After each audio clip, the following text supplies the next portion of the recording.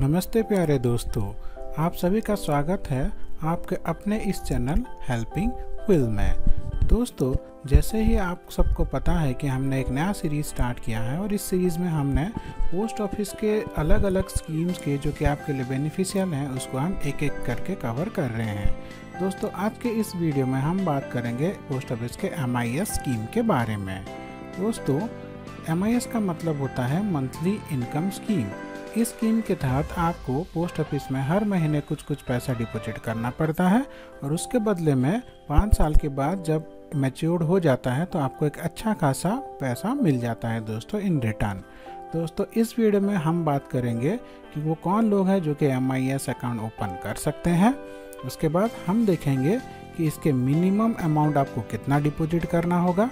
उसके बाद दोस्तों हम देखेंगे कि इसको मैच्योरिटी के बाद आपको कितना पैसा मिल सकता है और आखिर में हम देखेंगे कि प्री मैच्योर क्लोजर के केस में आपको क्या करना पड़ेगा। अगर आप अपने अकाउंट को समय से पहले क्लोज करते हैं तो आपको क्या क्या फैसिलिटी करनी पड़ेगा। और आखिर में हम देखेंगे कि MIS और बैंकिंग सेविंग अकाउंट के बीच में कौन सा बेहतर है। तो चलिए दोस्तों, इस वीडियो को हम शुरू करते हैं।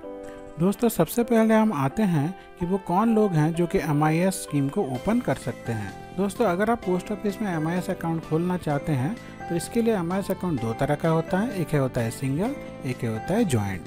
पहले हम आते हैं दोस्तों सिंगल अकाउंट के ऊपर। दोस्तों, आप अगर एक एडल्ट हैं, चाहे आप मेल हो या फिर फीमेल हो, आप इसके लिए एलिजिबल हैं। मतलब आपकी उम्र 18 से ऊपर होना चाहिए। और दोस्तों, अगर आप एक माइनर हैं, मतलब आपकी अगर एज 18 से कम है, तब भी आप MIS अकाउंट ओपन कर सकते हैं। तो अगर दोस्तों आपकी उम्र 10 से कम है, 10 से ज़्यादा है, तो इसके लिए आप अपने खुद के नाम पे अकाउंट ओपन कर सकते हैं। अगर उम्र 10 से कम रहा तो आपके बिहाफ पे आपके कोई भी फैमिली मेम्बर हो या फिर गार्डियन हो, कोई भी अकाउंट ओपन कर सकते हैं। दोस्तों, अब आते हैं दोस्तों हम जॉइंट अकाउंट के ऊपर। तो अगर आप जॉइंट अकाउंट खोलना चाहते हैं तो कम से कम 2 और ज़्यादा से ज़्यादा 3 लोग मिलकर आप जॉइंट अकाउंट खोल सकते हैं। जॉइंट अकाउंट दोस्तों सिर्फ एडल्ट ही खोल सकते हैं, माइनर जॉइंट अकाउंट के लिए एलिजिबल नहीं होते हैं। अब आते हैं दोस्तों हम डिपॉजिट के ऊपर कि आपको अगर MIS अकाउंट खोलना है तो कम से कम 1000 रुपये डिप से शुरू करना होगा। 1000 से ज़्यादा आप 1000 का मल्टीप्लाई किसी भी अमाउंट से शुरू कर सकते हैं।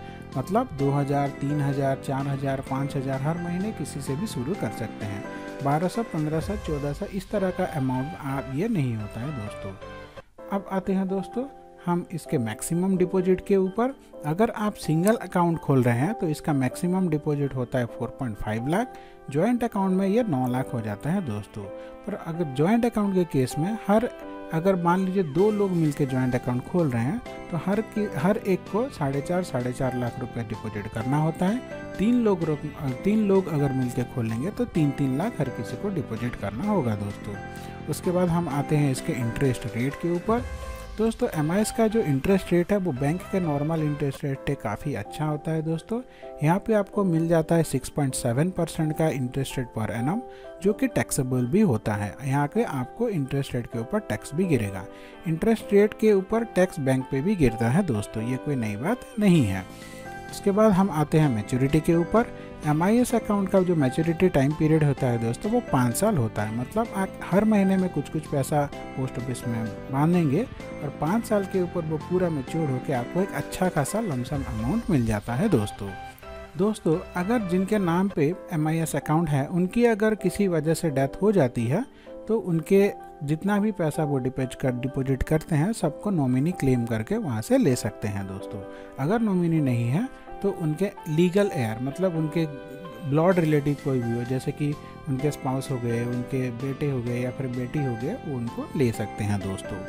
अब आते हैं इसके प्री मैच्योर क्लोजर के ऊपर। दोस्तों, प्री मैच्योर क्लोजर का मतलब ये होता है कि आपका जो MIS का स्कीम है वो 5 साल में मैच्योर होता है। अगर आप 5 साल उसको कंटिन्यू नहीं करना चाहते हैं, बीच में 2 साल 3 साल के बाद अगर आप इसको बंद करना चाहते हैं तो उस केस में क्या होता है दोस्तों, अगर आप इसको 1 साल के अंदर ही बंद करेंगे, जैसे कि मान लीजिए 6 महीने 7 महीने के बाद आप इसको बंद करना चाहते हैं, तो इस केस में आपको जितना भी पैसा डिपॉजिट किए होंगे वो सब लैप्स हो जाएगा। आपको कोई भी पैसा विड्रॉ नहीं मिलेगा दोस्तों।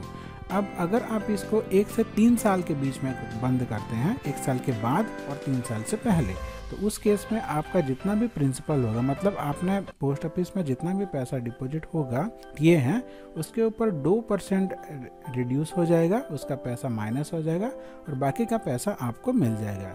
यहाँ पे दोस्तों आपको इंटरेस्ट भी मिलेगा। मान लीजिए आप 2 साल के बाद हर महीने आप 1-1 हज़ार रुपये दे रहे हैं। मान लीजिए दोस्तों आप हर साल 1-1 हज़ार रुपये दे रहे हैं, 2 साल के बाद हो गया 24,000 रुपये, 24,000। वहाँ पे आपका 2% निकाल के 24% से माइनस कर देंगे और बाकी के ऊपर आपका 6.7% का इंटरेस्ट डाल के आपको पैसा मिल जाएगा दोस्तों। उसी तरह से अगर आप इसको 3 से 5 साल के अंदर क्लोज करते हैं तो आपका 1% का प्रिंसिपल डिडक्शन होकर बाकी का पैसा आपको मिल जाएगा। अब आते हैं दोस्तों हम MIS और बैंक सेविंग के ऊपर कंपैरिजन करने कि इन दोनों में से आखिर कौन सा अच्छा है और आपको कौन सा बेटर बेनिफिट देगा।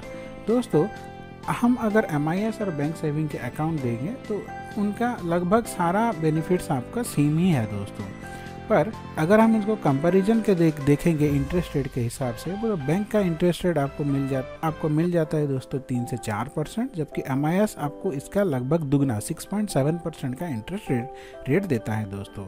मानी अगर आप बैंक में हर महीने कुछ पैसा दे रहे हैं, आपको 5 साल के बाद जितना इंटरेस्ट मिलेगा, पोस्ट ऑफिस में अगर आप वही पैसा डिपॉजिट करते हैं तो उसका इंटरेस्ट रेट लगभग दुगना आपको हो जाएगा।